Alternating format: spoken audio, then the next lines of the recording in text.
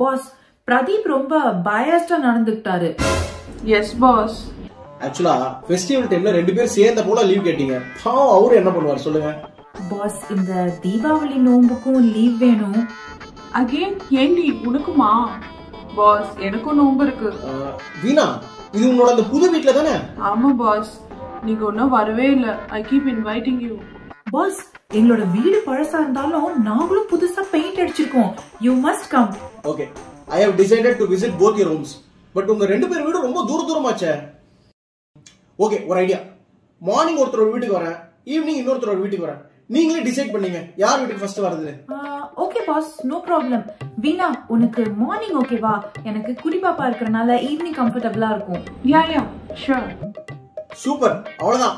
So நான் கண்டிப்பா ரெண்டு பேர் வீட்டுக்கு வரேன். பலகாரம்லாம் கொஞ்சம் நிறையவே பண்ணி வைங்க, கட்டுன்னு கட்டுவேன். அப்புறம் வீணா, ஒரு சின்ன ஹெல்ப். நீ என்ன பண்ணு, செகண்ட் ஹாஃப் மட்டும் கொஞ்சம் லாகின் பண்ணு. ஒரு 3 to 4 hours போதும். அப்புறம் வைஷ்ணவி, நீ என்ன பண்ணு? புடிச்சு போச்சு பாஸ், நான் மார்னிங்ல லாகின் பண்ணனும். 3 to 4 hours அதானே பண்றேன். Okay okay. என்ன மகேஷ், பிஸ்கட் உடைச்சு கொடுக்குற மாதிரி ரெண்டு பேருக்கும் லீவ் கொடுத்த மாதிரியும் கொடுத்து லாகினும் பண்ண சொல்லிட்டீங்க. அப்போ இந்த டாஸ்க்ல வின்னா அவுட்டா? It's a win-win. End of the day, இல்ல throughout the day everyone must be happy. அவ்வளவுதான்.